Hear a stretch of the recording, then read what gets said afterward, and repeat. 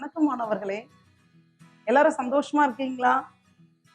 ஆமா, நிறைய யூத்ஸ் எல்லாருமே சொல்லுவாங்க, குட்டீஸ் எல்லாருமே சொல்லுவாங்க, லேப்டாப் இருந்தா தான் நான் ஜாலியா இருப்பேன், டிவி பார்த்தா தான் நான் ஜாலியா இருப்பேன், மொபைல் ஃபோன் யூஸ் பண்ணா தான் நான் ஜாலியா இருப்பேன் அப்படின்னு சொல்லுவாங்க. ஆனா உண்மையான சந்தோஷம் அதுல இல்ல. ஆமா தானே? ஆமா. எல்லாருமே நம்மகிட்ட இருக்கிற சந்தோஷங்கள், நம்ம என்ன வச்சிட்டு இருக்கோமோ அந்த சந்தோஷத்தை தேடி நம்ம போகணும். நம்ம பேரண்ட்ஸ்ட, நம்ம கூட இருக்கிறவங்க கிட்ட ஜாலியா இருக்கும்போது அது உண்மையான சந்தோஷமா இருக்கும். ஆமா தானே? ஆமா. நம்ம வாய் விட்டு சிரித்தால் நோய் விட்டு போகும் அப்படின்னு சொல்லுவோம். நம்ம எல்லாருமே ரொம்ப ஹாப்பியா இருப்போம். நம்ம கிட்ட நோய் எதுவும் அணுகாதபடி நம்ம பாதுகாத்துக் கொள்ளலாமா? சரி, அதுக்கு முன்னாடி இப்போ நான் ஒரு சின்ன கேள்வி கேட்க போறேன். என்னன்னா, நம்ம எல்லாருமே உயிரோட வாழ்ந்துட்டு இருக்கோம். அதுக்கு என்ன காரணம் சொல்லுங்க பார்க்கலாம். ஓ, ஆக்சிஜன் கரெக்டா சொன்னாங்க. Very good. காற்று சொல்லியிருக்கீங்க. Very good. ஆமா, காற்று அது ரொம்ப ரொம்ப எசென்ஷியல் ஃபார் அவர் நீட். ஆமா தானே? நம்ம இந்த உலகத்துல நம்ம சர்வை பண்றோம் அப்படின்னா காற்று தான் ரொம்ப ரொம்ப essential. Okay, very good. So இந்த ப்ரீவியஸ் செக்ஷன்ல இந்த காற்று எங்கெல்லாம் பரவி இருக்கு, எத்தனை அடுக்குகளாக இந்த வளிமண்டலங்கள் இருக்கு அப்படின்றது எல்லாமே நம்ம பார்த்தோம். ஸோ இப்போ நம்ம என்ன பண்ண போறோம் அப்படின்னா, ஒரு சின்ன பாட்டுக்குள்ளார போயிட்டு அந்த பாட்டை கத்துக்கிட்டு அதுக்கப்புறம் நாம என்ன பண்ணலாம், செஷனுக்குள்ளார போகலாம். Okay okay, let's we go start. காற்றிலே பறக்கலாம், நீரிலே மூழ்கலாம், பயப்பட வேண்டாமே, நாமும் பயப்பட வேண்டாமே. காற்றிலே பறக்கலாம், நீரிலே மூழ்கலாம், பயப்பட வேண்டாமே, நாமும் பயப்பட வேண்டாமே. காற்றின் உதவியோடே நாமும் எங்குமே சென்றிடலாம். நம்ம எங்க போகணும் அப்படின்னாலும் காற்றின் உதவியோடு கூட நம்ம சென்று போயிடலாம். ஆமா தானே? சார், மறுபடியும் எல்லாரும் சேர்ந்து பாடலாமா? பாடலாமா? Okay, are you ready? காற்றிலே பறக்கலாம், நீரிலே நீந்தலாம், காற்றின் உதவியோடே நாமும் எங்குமே சென்றிடலாம். காற்றின் உதவியோடே நாமும் எங்குமே சென்றிடலாம். பயப்பட வேண்டாமே, நாமும் பயப்பட வேண்டாமே. ஓகே, எல்லாரும் கத்துக்கிட்டீங்களா அந்த நாள் லைன்? பூமியானது காற்றாலான மேலுறையால் மூடப்பட்டதே, பூமியானது காற்றாலான மேலுறையால் மூடப்பட்டதே. ஆமா, காற்று நம்மளுடைய பூமியை சுற்றிலும் இருக்கு. சோ அந்த வளிமண்டலத்தை 5 அடுக்குகளா பிரிக்கலாம். வளிமண்டலம் அது 5 அடுக்குகளானதே, வளிமண்டலம் அது 5 அடுக்குகளானதே. அடி வளிமண்டலம் ட்ரோபோஸ்பியர், அடுக்கு வளிமண்டலம் ஸ்ட்ராட்டோஸ்பியர், இடைவெளி மண்டலம் மீசோஸ்பியர், அயனி மண்டலம் மைனோஸ்பியர், புறவெளி மண்டலம் எக்ஸோஸ்பியர். ஓகே, 5 அடிவளி மண்டலத்துல இருந்து புறவெளி மண்டலம் வரைக்கும் கத்துக்கிட்டலாமா? ஓகே, மறுபடியும் நம்ம சேர்ந்து படலாமா? அடிவளி மண்டலம் ட்ரோபோஸ்பியர், அடுக்கு வளி மண்டலம் ஸ்ட்ராட்டோஸ்பியர், இடைவெளி மண்டலம் மீசோஸ்பியர், அயனி மண்டலம் மைனோஸ்பியர், புறவெளி மண்டலம் எக்ஸோஸ்பியர். காற்றிலே பறக்கலாம், நீரிலே மூழ்கலாம், காற்றிலே பறக்கலாம், நீரிலே மூழ்கலாம், பயப்பட வேண்டாமே, நாமும் பயப்பட வேண்டாமே. காற்றின் உதவியோடே நாமும் எங்குமே சென்றிடலாம். காற்றின் உதவியோடே நாமும் பூமியில் வாழ்ந்திடலாம். ஓகே, சூப்பரா இருந்ததா பாட்டு? எல்லாரும் ஈஸியா கத்துக்கிட்டீங்களா? Okay, ton. சோ நான் இப்ப என்ன பண்ண போறேன் அப்படின்றதுக்கு நீங்க எனக்கு பதில் சொல்லணும். சரியா? சொல்லலாமா?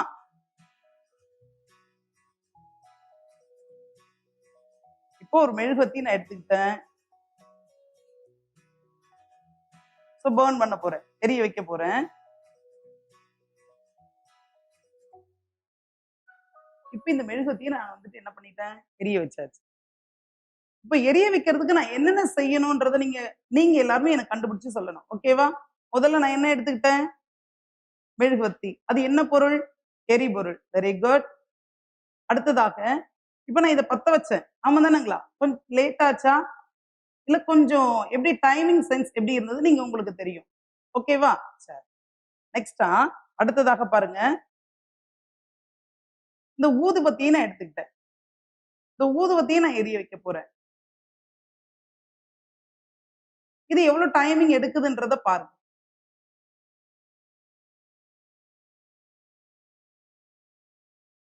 ஆமா. 2த்தினுடைய அந்த எரிதல் வெப்பநிலைன்றது மாறுபடுது. ஆமா தானே? எல்லாரும் கவனிக்கிறோமா? ஆமா. இது 2த்துலயுமே என்ன பண்ணுது? எரிதலினுடைய வெப்பநிலை மாறுபடுது. அடுத்ததா பாருங்க. ஒரு பேப்பர நான் வந்து எரிய வைக்கிறேன். அது பாருங்க உடனே பத்திக்கிச்சு. ஆமா தானே? ஆமா. இப்ப இந்த 3 பொருள் ஒரு பேப்பர் எடுத்துக்கிட்டேன், ஒரு ஊதுபத்தி எடுத்துக்கிட்டேன், ஒரு மெழுகுவர்த்தி எடுத்துக்கிட்டேன். இது 3யுமே நான் என்ன பண்ணியிருக்கேன்? எரிய வச்சிருக்கேன். ஆமா தானே? சரி. இப்ப எரியும் பொழுது பார்த்தீங்கன்னா, இது 3 பொருள்களுமே எரிபொருள்கள். இப்ப இதனுடைய எரி வெப்பநிலை மாறுபடுதா? இல்லையா? அப்படின்றத நீங்க சொல்லலாம். பார்க்கலாமா? சொல்லுங்க பார்க்கலாம். ஓகே. இவரு சீக்கிரம் இவரு ஒரு தம்பி சொன்னாரு. பேப்பர் வந்து சீக்கிரமா என்ன பண்ணிடுச்சு? பத்திக்கிச்சு. Very good. அடுத்ததாக மெழுகுவர்த்தி கொஞ்சம் சீக்கிரமா என்ன பண்ணிடுச்சு? பத்திக்கிச்சு. Very good. அடுத்தது பாருங்க. இந்த ஊதுபத்தி இருக்கு இல்லையா? அது கொஞ்சம் சாலிடா திக்னஸா இருக்குன்றதுனால, அது எரியறதுக்கு என்ன பண்ணுது? கொஞ்சம் லேட் ஆகுது. சோ அப்போ எரிதலினுடைய வெப்பநிலை அந்த பொருள்களினுடைய மூலக்கூறுகளை பொறுத்து மாறுபடும். சரியா? இப்ப நம்ம பார்க்க போறது 2ஆம் பருவத்தில் இருக்கக்கூடிய வேதியியல் பாடத்துல இருக்கக்கூடிய அலகு 4ல காற்று என்ற பாடத்துல இந்த யூனிட் 4.4ல எரிதல் மற்றும் உள்ளெரிதல் தான் நம்ம இப்ப பார்க்க போறோம். ஓகே? Very good. சரி. இப்ப எரிதல் அப்படின்னா நம்ம என்னன்னு பார்த்தோம் இப்போ. இப்ப எரிதலுக்கு வாட் ஆர் த கண்டிஷன் அப்படின்றது நமக்கு தெரிஞ்சிருக்கணும். What are the essential to burn some few அப்படின்றது நமக்கு தெரியும். ஓகே. ஒரு பொருள் வந்துட்டு எரிய என்னென்ன தேவைகள் அப்படின்றத நம்ம இப்ப பார்த்தோம். ஆமா தானே? இப்ப நீங்களாவே சொல்லுங்க பார்க்கலாம். முதல்ல எரிபொருள எடுத்துக்கிட்டீங்க. ஓகே. இது எரிபொருள். அடுத்தது என்ன பண்ணீங்க? இப்போ ஊதுபத்தி இருக்கு. அதுக்கு எல்லாத்துக்குமே அந்த எரி வெப்பநிலைன்றது மாறுபட்டுச்சு. அப்போ எரிபொருள், அடுத்ததாக எரியக்கூடிய வெப்பநிலை, அடுத்ததாக இப்ப என்ன தேவைன்றத 3வது கண்டிஷன் பாருங்க. பார்க்கலாமா? ஓகே. இங்க பாருங்க. 2 மெழுகுவர்த்தி நான் எடுத்துட்டு இருக்கேன். 2மே என்ன பண்ணிட்டு இருக்கு? எரிஞ்சிட்டு இருக்கு. ஒண்ணு இது எரிபொருள், அடுத்ததாக எரியக்கூடிய வெப்பநிலையில அது என்ன பண்ணிட்டு இருக்கு? எரிஞ்சிட்டு இருக்கு. சோ 3வது கண்டிஷன் இது என்னன்றத நீங்க யார் சொல்றீங்க? அப்படின்றத நம்ம பார்க்கலாம். சோ இப்ப இந்த மெழுகுவர்த்தி வந்துட்டு நான் வந்து ஒரு கண்ணாடி பவுல் வச்சு அத குளோஸ் பண்ண போறேன். அடுத்து என்ன நடக்குது அப்படின்றத நீங்க சொல்லலாம். சோ அப்ப கவனமா கவனிக்கணும்.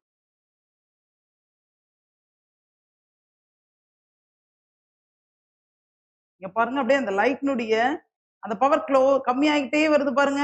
ஓகே. அணைஞ்சே போச்சு. தெரியுதா எல்லாருக்கும்? ஆமா. இது அணைஞ்சு போச்சு. இது கூட தான் இதையும் நான் ஏத்தி வச்சிருந்தேன். ஆனா இந்த மெழுகுவர்த்தி பாருங்க. அது என்ன பண்ணிட்டு இருக்கு? எரிஞ்சுகிட்டே இருக்கு. என்ன காரணம் சொல்லுங்க பார்க்கலாம் நீங்க? Very good. இது காற்றுல இருக்குன்னு சொல்லியிருக்காங்க. இது வந்து காற்றே இல்ல அப்படின்னு சொல்லிட்டாங்க. Very good. இப்ப பாருங்க இன்னும் ஒரு சின்ன ஒரு இது பாருங்க. இங்க மேல இந்த கண்ணாடி பவுல் மேல பார்த்தீங்கன்னா, பிளாக் கலர்ல ஒரு ஷேடோ மாரி தெரியுது பாருங்க. தெரியுதா? Very good. தெரியுது. சோ அதுக்கு என்ன காரணம்? Miss very good. கருப்பா இருந்ததுன்னா, அது கார்பன் அப்படின்னு சொல்லியிருக்காங்க. கருப்பா வருது. அப்ப அது கார்பனா இருக்கலாம். Very good. ஆமா. சோ இது வந்துட்டு கருப்பா மேல படியிறதுனால, இது வந்து என்னது? கார்பன் கலந்து இருக்கு அப்படின்றத நம்ம எல்லாரும் தெரிஞ்சுக்கிட்டோம். Very good. சோ இப்ப அடுத்த கண்டிஷன் 3வது கண்டிஷன் என்னன்றத இப்ப நீங்களா சொல்லலாமா? Very good. அப்ப காற்று தேவைன்றத நீங்க எல்லாரும் தெரிஞ்சுக்கிட்டீங்க. அப்ப முதல்ல ஒரு பொருள் எரியணும் அப்படின்னா, எரிபொருள் வேணும்.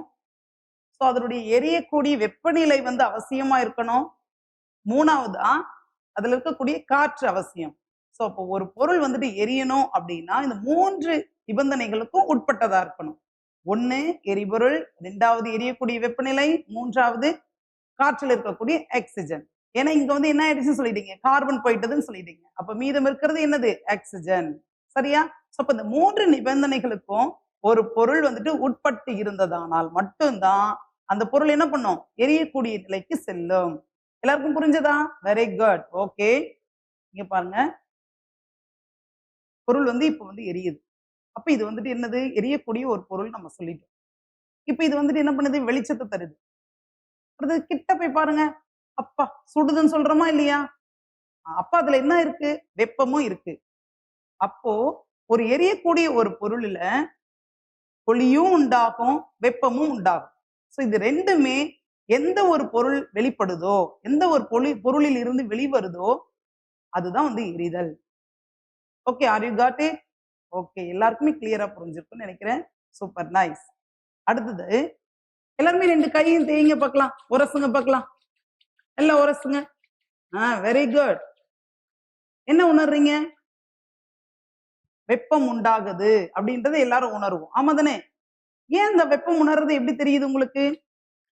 2 பொருள், அந்த 2 கைகளும் இணைந்து உரசும் பொழுது வெப்பம் என்ன பண்ணுது? உண்டாகுது. சரி, இப்ப வெப்பம் உண்டாகுதுன்னு சொன்னீங்க. அதுல வெளிச்சம் தெரியணுமா இல்லையா? வெளிச்சம் தெரியணும்ல? ஆனா இங்க என்ன பண்ணல? வெளிச்சம் வரல, ஒளி வரல. ஆனா வெப்பம் மட்டும் உண்டாகுது. அப்ப இதுக்கு என்ன பெயரு? உள்ளெரிதல். என்ன எரிதல்? உள்ளெரிதல்.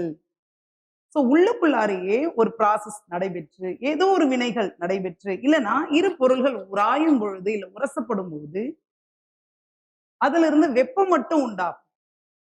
அந்த வெளிச்சம்ன்றது இல்ல ஒளின்றது உண்டாகாது. அப்ப இந்த மாதிரியான ஒளியின்றி வெப்பம் மட்டும் வெளிப்படுத்தக்கூடிய நிகழ்வுக்கு பெயர் தான் உள்ளெரிதல். Okay, very good. இப்போ ஒரு எக்ஸாம்பிள் கேட்கலாமா உங்ககிட்ட? எது எதெல்லாம் நம்ம கை வச்சா மட்டும் இப்படி சூடா இருக்க மாதிரி இருக்கு, வெளிச்சம் தராம சூடா இருக்க மாதிரி இருக்கிற பொருள்கள் மட்டும் ஏதாவது சொல்லுங்க பார்க்கலாம். Very good. டிவி சொல்லிட்டு இருக்காங்க, ஃபேன் சொல்லிட்டு இருக்காங்க. Very good. ஆனா நீங்க அப்படியே நல்லா யோசிச்சு பாருங்க. டிவிக்கு வாங்க, வெளிச்சம் தெரியுதா இல்லையா பாருங்க. வெளிச்சம் தெரியுது இல்ல? அப்ப அது எப்படி உள்ளெரிதல் ஆகும்? இல்ல. ஃபேன் சொன்னாங்க பாருங்க அந்த தம்பி. Very good. இப்ப ஃபேன் பாத்தீங்கன்னா உள்ளுக்குள்ள இருக்கிற அந்த மோட்டார், சோ அது இயங்கிக்கிட்டே இருக்கு.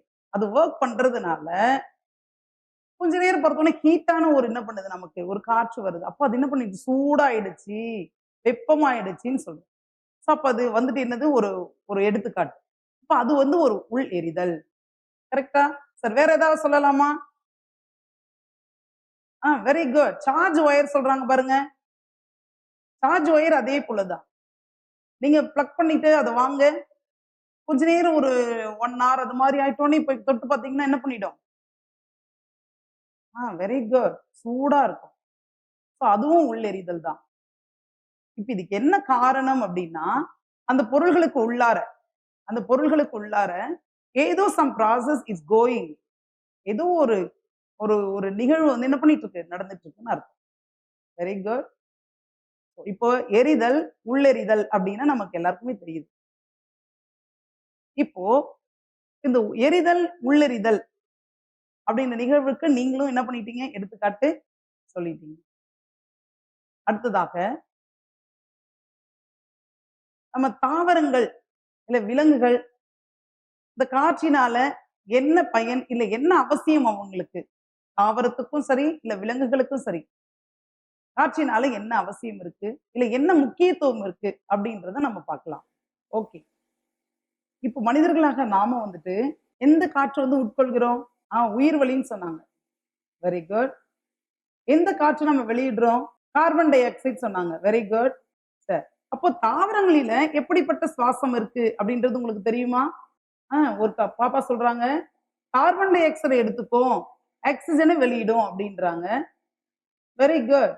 ஆனா சுவாசித்தல் அப்படின்ற நிகழ்வு பாத்தீங்கன்னா நம்மளை போலவே தான் தாவரங்களும் ஆக்சிஜனை உட்கொள்ளும், கார்பன் டை ஆக்சைடை வெளியிடும். இப்போ உயிர்வளி அப்படின்ற ஆக்சிஜனை நம்ம ஓ அப்படின்னு நம்ம கையில குறிச்சுக்கலாம். அப்போ ஓ அப்படின்னு நான் சொன்னேன்னா ஆக்சிஜன் இருக்கும். அடுத்தபடியே பாருங்க, சி கார்பன், ஓ போட்டோம்னா ஆக்சிஜன். இங்க பாருங்க, இங்க 2ன்னு வைக்கிறேன் நான். அப்ப டைன்னு அர்த்தம். So carbon di oxide. ஓகேவா? எல்லாரும் சொல்லலாமா? சொல்லுங்க பார்க்கலாம். இதுக்கு என்ன பேரு? ஆக்சிஜன். என்னது இது? ஆக்சிஜன். அடுத்ததா பாருங்க. Okay, carbon, C carbon. Di 2. Very good. ஓன்னு சொல்லிட்டாங்க, oxygen. So carbon dioxide. ஸோ இப்போ இதுதான் வந்துட்டு நம்மளுடைய உயிர்வளி மற்றும் கரியமில வாயு. எல்லாருமே கிளியர் ஆயிட்டோமா? அடுத்ததா வாங்க. இந்த ஒளிச்சேர்க்கை அப்படின்ற நிகழ்வுன்னு சொன்னோம் இல்லையா, அதுல மட்டும்தான் கார்பன் டை ஆக்சைடு உட்கொள்ளுது தாவரங்கள். வெளியில விடுறது ஆக்சிஜன். ஸோ தாவரங்கள் வெளியில விடக்கூடிய அந்த ஆக்சிஜனாலதான் நம்ம எல்லாருமே இந்த உலகத்துல சர்வைவா இருக்கும், உயிர் வாழ்வோம். அது எல்லாருமே ஏத்துக்கிறோமா? ஆமா, கண்டிப்பா தாவரங்களினால மட்டும்தான் நம்ம எல்லாருமே இந்த உலகத்துல உயிர் வாழ்ந்துட்டு இருக்கோம். Very good. அப்ப இந்த ஒளிச்சேர்க்கையின் போது அது என்ன பண்ணிட்டு இருக்கு? நம்ம வெளிவிடக்கூடிய கார்பன் டை ஆக்சைடை அதிகமா எடுத்துக்கிட்டு, அதுக்கப்புறம் ஒளிச்சேர்க்கை முடிஞ்ச உடனே நமக்கு என்ன பண்ணிட்டு இருக்காங்க? அவங்க ஆக்சிஜனை கொடுக்குறாங்க. ஸோ அதனுடைய ஈக்குவேஷன் நம்ம பார்க்கலாமா? நம்ம ஏற்கனவே தெரியும். ஓகேவா? பார்க்கலாமா? First CO2 carbon dioxide எடுத்துருக்குது. அடுத்தது அது கூட என்ன சேர்க்கிறோம்? டெய்லி நம்ம தண்ணி ஊத்துறோமா இல்லையா? ஸோ தண்ணி, வாட்டர். என்ன எடுத்துக்கிறாங்க? வாட்டர். அதுக்கு பாருங்க சிம்பிள் H2O. இங்க பாருங்க H2O. அப்ப என்ன ஆச்சு பாருங்க? H2Oன்றது யாரு? வாட்டர். Very good. அப்போ H2Oவையும் கார்பன் டை ஆக்சைடையும் தாவரங்கள் எடுத்துக்கிறாங்க. எடுத்துக்கிட்டு சூரிய ஒளி இருந்தா மட்டும்தான் அந்த ஒளிச்சேர்க்கை என்ற நிகழ்வு இருக்கும். அந்த ஒளிச்சேர்க்கைன்றத பிரிச்சு பாருங்க, ஒளி கூட்டல் சேர்க்கை. ஒளி இருக்கும் பொழுது மட்டும்தான் அந்த ஒளிச்சேர்க்கையானது நடைபெறும். அப்ப இந்த கார்பன் டை ஆக்சைடு பிளஸ் இந்த வாட்டர் சேரும் போது உங்களுக்கு உணவு வெளிவரும். என்ன உணவு தாவரங்களுக்கு? ஸ்டார்ச் அப்படின்ற உணவு வெளிவரும். பிளஸ் அது கூட ஆக்சிஜனை நமக்கு தரும். இப்ப பாருங்க, ஸ்டார்ச் என்ற உணவு அது எடுத்துக்கிறதுனாலதான் அதனுடைய வளர்ச்சி அதிகமாகிட்டே இருக்கு. ஒளிச்சேர்க்கை அப்படின்றது எல்லாருக்கும் தெரியுதா? கார்பன் டை ஆக்சைடு பிளஸ் நீர் சேரும் போது உணவையும் ஆக்சிஜனையும் வெளியிடுது. Okay, are all clear? Are you got it this? Very good. எல்லாருக்குமே அழகா புரிஞ்சிருக்கும்னு நினைக்கிறேன். அடுத்ததா வரலாம். தாவரங்களும் பாத்தீங்கன்னா சுவாசிக்கிறதன் மூலயமாக, ஒளிச்சேர்க்கை நடைபெறுவதன் மூலயமாக அந்த ஸ்டார்ச் என்ற உணவின் மூலமாக வளருது. மனிதர்களாகிய நாமும் பாத்தீங்களா, இல்ல விலங்குகளாகிய நாமும் அப்படின்னு பாத்தீங்கன்னா, அந்த உணவானது ஆக்சிஜனோடு சேர்ந்து செரிமானப்பட்டு அந்த வேதிவினை நடந்து ஆற்றல் மூலயமா நம்ம வளர்ச்சி அடைறோம். அப்ப ரெண்டுத்துக்குமே ஒரே ஒற்றுமை என்ன அப்படின்னா, சுவாசித்தலின் போது நடைபெறக்கூடிய அந்த ஆற்றல், அந்த கிடைக்கக்கூடிய அந்த ஆற்றலின் மூலமா தான் நம்ம எல்லாருமே வளர்றோம். இப்ப தாவரங்கள், விலங்குகள் எப்படி சுவாசிக்குது அப்படின்றத நம்ம இவ்வளவு நேரம் பார்த்தோம். அதே போல காற்றில் இருக்கக்கூடிய அந்த கலவைகள் எல்லாமே ஒரே மாதிரியாக இருக்கிறது இல்லை அப்படின்றத நம்ம தெரிஞ்சுக்கிட்டோம். ஏன்னா உள்ளர போகும்பொழுது அதனுடைய குவான்டிட்டி அதிகமாகும், வெளியில வரும்பொழுது அதனுடைய குவான்டிட்டி மாறுபடும். ஆனா எக்ஸப்ட் நைட்ரஜன் மட்டும். நைட்ரஜன் எப்பொழுதுமே ஒரே அளவாக தான் இருக்கும். நைட்ரஜன் காற்றுல எவ்வளவு அளவு இருக்குன்னு தெரியுமா உங்களுக்கு? தெரியலையா? சரி, 78% இருக்கு. நம்ம போன வகுப்புலயே அதை படிச்சுட்டு தான் வந்தோம். ஆக்சிஜன் எவ்வளவு % இருக்கு?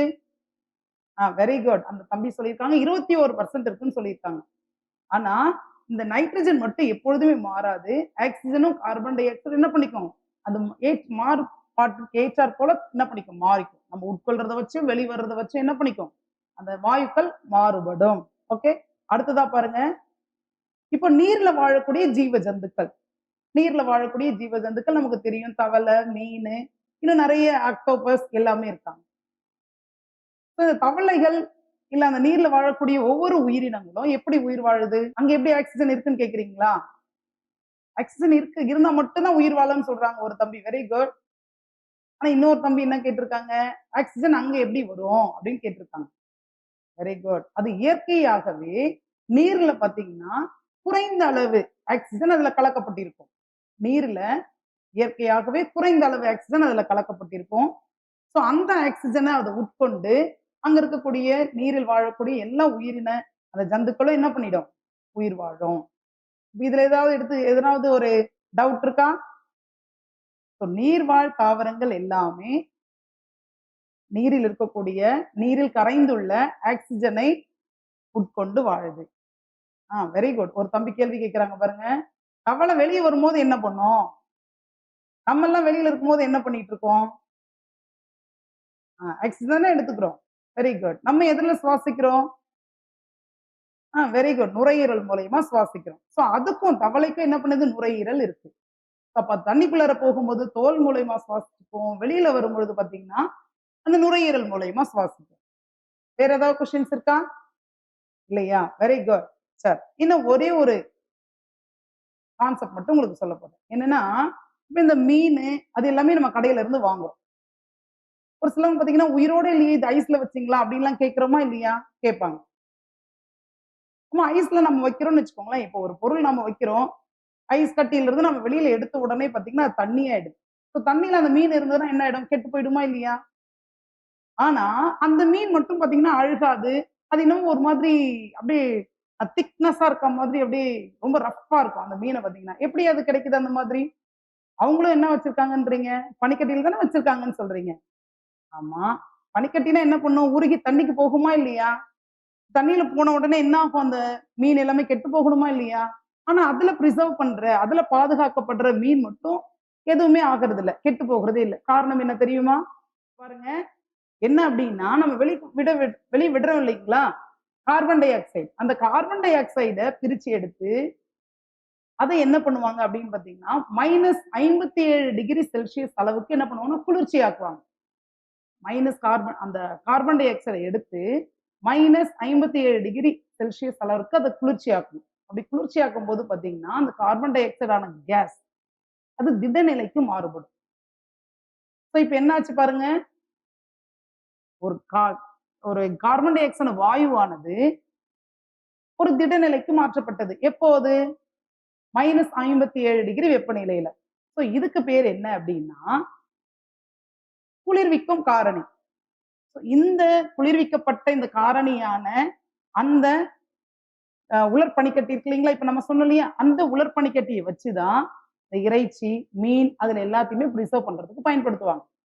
ஏன் அப்படின்னா, இப்ப இந்த கார்பன் டை ஆக்சைடுல இருந்து நம்ம கொண்டு வந்தோம் இல்லையா? இந்த குளிர்விக்கும் காரணி, அந்த உலர் பனிக்கட்டி. அது வந்து பாத்தீங்கன்னா தண்ணியா மாறாது. அது நேரடியா என்ன பண்ணிடும்? வாயு நிலைக்கு மாறிடும். அது என்ன பண்ணிடும்? நேரடியா வாயு நிலைக்கு மாறிடும்.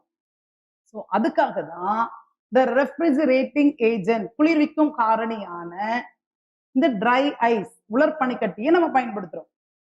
இப்ப நம்ம சாதாரணமா யூஸ் பண்ற பனிக்கட்டிக்கும் அந்த பிரிசர்வ் பண்ணக்கூடிய பனிக்கட்டிக்கும் வித்தியாசம் புரிஞ்சுக்கிட்டீங்களா? Very good.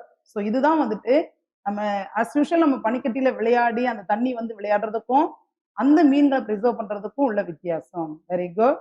அடுத்ததாக காற்றினுடைய பயன்கள்.